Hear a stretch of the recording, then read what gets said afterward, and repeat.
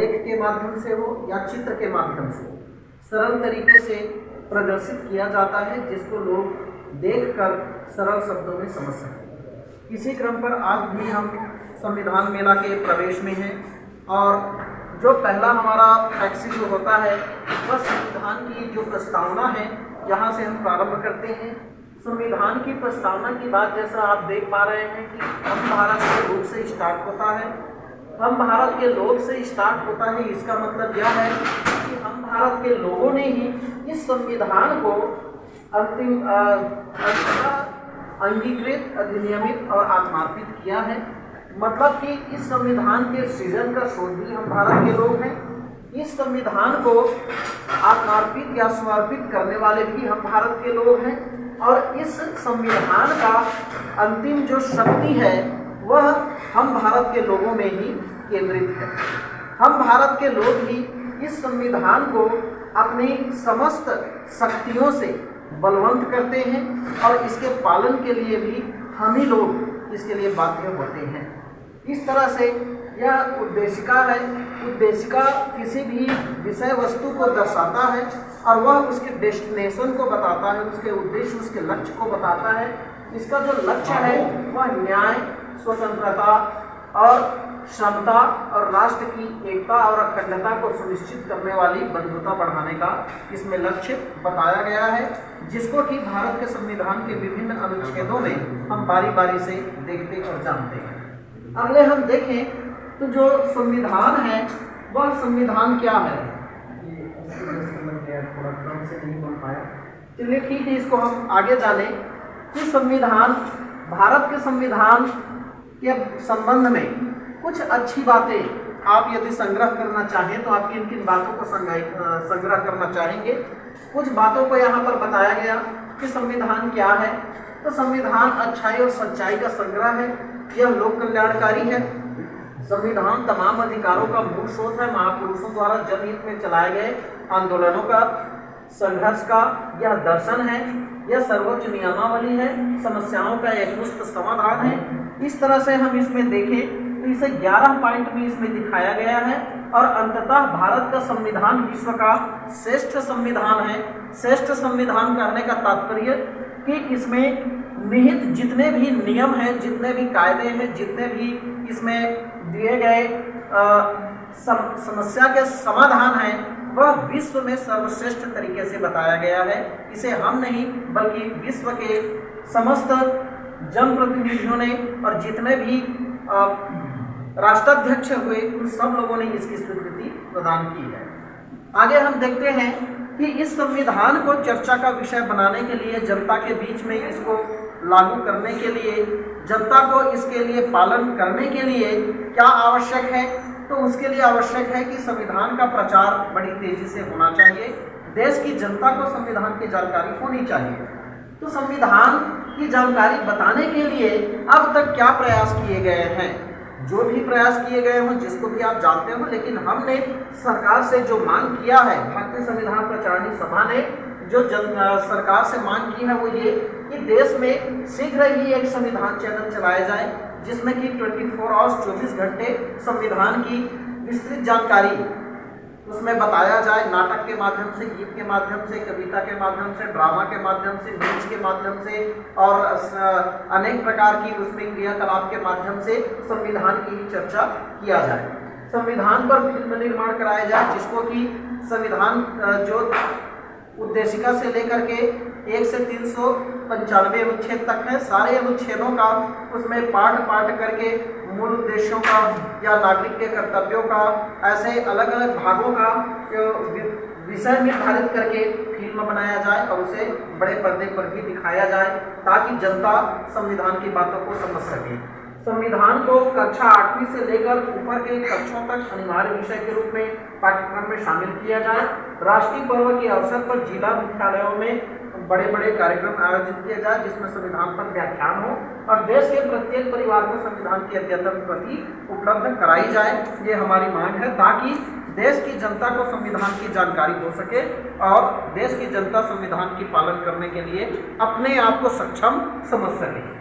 राष्ट्रपति को इस आशय से पत्र लिखा गया है यह पत्र संविधान मेला स्थल जो रायगढ़ में हुआ वहाँ पर के लिए इसे तैयार किया गया। जहाँ भी हमारा संविधान मेला होता है उस मेला स्थल से हम ये पत्र लिखते हैं। जो मेला स्थल का डेट रहता है वो यहाँ पर रहता है। यहाँ में ये नया नहीं आ पाया इसलिए इसमें डेट थोड़ी पीछे है। बाकी आप आज के डेट से इसे आप समझ सकते हैं। जो यहाँ पर आपने देखा कि प्रचार हेतु त्वरित कदम, वही बातें इसमें भी लिखी गई हैं। आगे हम देखते हैं कि संविधान को अभी तक लोगों में इस तरह से प्रचारित किया गया है कि संविधान क्लिष्ट विषय है, संविधान वकीलों का विषय है, संविधान जजों का विषय है, संविधान न्यायपालिका का विषय है, संविधान को आम जनता जानकर क्या करेगी। तो उसको सरल और सहज तरीके से उसको पढ़ने के लिए लोग प्रेरित नहीं होते। हमने बताया कि उसको सरल तरीके से कैसे पढ़ा जाए, समझा जाए और कैसे उसको अपनी दिनचर्या में ढाला जाए। तो इसके लिए संविधान को पढ़ने के सरल तरीके यहाँ पर जो चिन्हांकित किए गए, यह 15 पॉइंट जो दिख रहा है, ये 15 पॉइंट हमारे लाइव चलित संविधान पाठशाला चलती है रोजाना शाम 7 बजे से लेकर 9 बजे तक गूगल मीट एप्लीकेशन पर। वहाँ पर पाठशाला में हमने इस बात की चर्चा की, वहाँ से बहुत सारे विषय निकल कर सामने आए, सबको हमने सूचीबद्ध किया। सूचीबद्ध करके हमने यहाँ पर बताने का प्रयास किया कि पहले तो आप अपने जो समस्या है उस समस्याओं को रेखांकित करें और उसका समाधान जानने के लिए आप संविधान का अध्ययन करें। संविधान पढ़ने के लिए आप हजारों सवाल स्वयं से उत्पन्न करें और उसका समाधान पाने के लिए, उत्तर पाने के लिए आप संविधान का अध्ययन करें। संविधान में लोक कल्याणकारी नीति हैं, उन नीतियों की आप पहचान करें, संविधान के आदर्शों की पहचान करें। इसमें सरकार के लिए क्या निर्देश हैं, नागरिक के लिए क्या निर्देश हैं, इसमें अपने कर्तव्य को आप जाने पहचाने, इसके लिए ये पूरी बातें इसमें दी गई हैं। इसको आप देख सकते हैं 15 पॉइंट तक दिया गया है। इसका हम रोजाना कल भी और परसों भी ये 3 दिवसीय पाठ्यक्रम पे ये पूरे फ्लैक्स का हम रोजाना हम इसका विवरण प्रस्तुत करेंगे। आज आगे चलते हैं, अगले फ्लैक्स में आते हैं। यहाँ पर राष्ट्रपति की शपथ का आशय क्या होता है। राष्ट्रपति शपथ लेता है जब भी कोई जनप्रतिनिधि होता है या देश की सर्वोच्च पावर वाला सर्वोच्च पदाधिकारी जो होता है राष्ट्रपति होता है। राष्ट्रपति जब जीत कर आता है, चुनाव जीतता है, तो केवल चुनाव जीतने से वो पावरफुल व्यक्ति नहीं बन जाता जब तक कि वो संविधान की शपथ न ले ले। संविधान की शपथ जो कि भारत के संविधान के अनुच्छेद 60 में लिखा गया है, इसमें बताया गया कि वो सच्ची श्रद्धा से या सत्यनिष्ठा से प्रतिज्ञान करता है कि संविधान के प्रति सच्ची श्रद्धा और निष्ठा रखते हुए वो संविधान का संरक्षण, परिरक्षण और प्रतिरक्षण करेगा। इसका आशय सीधी तौर पर होता है कि वो संविधान का पालन करेगा, जैसा संविधान में लिखा है ठीक वैसा ही पालन करेगा। तो यहाँ पर इसी बात को उल्लेखित किया गया है और न केवल राष्ट्रपति बल्कि संघ के जो मंत्री होते हैं, उसके सदस्य होते हैं, वहाँ से लेकर के जो देश के नागरिक हैं वहाँ तक प्रत्येक व्यक्ति के लिए जो इसमें संविधान जो शपथ का प्रारूप है उन सब को बताया गया है कि किस आर्टिकल में है। आप यहाँ पर से आप देख सकते हैं और इसको आप संविधान में ढूंढकर पढ़ सकते हैं। आगे देखते हैं कि संविधान क्या है। आज ही जो मैंने एक लेख जारी किया था पिछले साल 2 साल पहले मैंने उसको जारी किया था, आज उसको पुनर्रिवीजन किया, व्हाट्सएप पे आप लोगों ने देखे होंगे। वो सारी बातें इस फ्लैक्स में आपको नजर आती हैं कि संविधान क्या है। संविधान देश के सर्वोच्च नियमावली है जिससे हमारा देश संचालित होता है। इससे और कोई बड़ा नियम नहीं है भारत में जो कि हमारा देश उससे संचालित हो, अर्थात भारत का संविधान ही सर्वोच्च नियमावली है। राष्ट्रपति भी इसके अधीन है। अनुच्छेद 61 के तहत राष्ट्रपति पर भी महाअभियोग लगा करके उसे पद से हटाया जा सकता है। अर्थात इससे स्पष्ट होता है कि राष्ट्रपति भी इस संविधान के अधीन है, इसके अंदर है। इसके साथ ही इससे हमारा देश संचालित होते हैं, सरकार संचालित होते हैं, नागरिकों के समूचा अधिकार इसमें निहित होता है। देश नीति, विदेश नीति, राजनीति सब कुछ का नियामक है और संविधान में ही देश की संप्रभुता का वास होता है, संविधान में ही सभी समस्याओं का समाधान है। इस तरह से आप देखेंगे तो संविधान हमारे लिए ऑल इन वन है, मतलब कि सभी समस्याओं का एक मुश्त समाधान भारत का संविधान प्रस्तुत करता है। संविधान क्या है तो संविधान को हमने जो शब्दावली में परिभाषित किया कि संविधान सर्वोच्च नियमावली है, सर्वोपरि है, सर्वमान्य है, सर्वव्यापक है और अनिवार्य है। ये 5 जो बातें हैं वह संविधान की मूलभूत तथ्य हैं। यह किसी शब्दावली के द्वारा यह दर्शाया नहीं गया, बल्कि ये जो बातें हैं वह संविधान में निहित उसके मूल भाव है। इस मूल भाव को आप विभिन्न अनुच्छेदों में आप तलाश कर सकते हैं। सर्वोच्च नियमावली है, अर्थात कि इसमें समस्त रीति रिवाज, नियम, प्रथा, परंपरा जो कि मानवीय मूल्यों को कम करता हो या शून्य करता हो, उसको भारत के संविधान के अनुच्छेद 13 ने शून्य घोषित कर रखा है। इस तरह से यह सर्वोच्च नियमावली हुआ। सर्वोपरि है, मतलब कि संसद से, सर्वोच्च न्यायालय से, धर्मगुरु से, धर्मग्रंथ से, प्रधानमंत्री से और राष्ट्रपति से भी यह ऊपर है।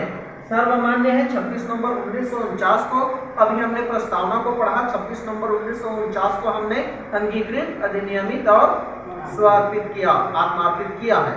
इस वजह से फिर संविधान सर्वव्यापक है, मतलब कि कोई भी जाति, धर्म, वंश, लिंग का व्यक्ति इससे ऊपर नहीं है और इससे बाहर नहीं है, सब पर संविधान छाया हुआ है और सभी इस संविधान के अधीन ही संचालित होते हैं।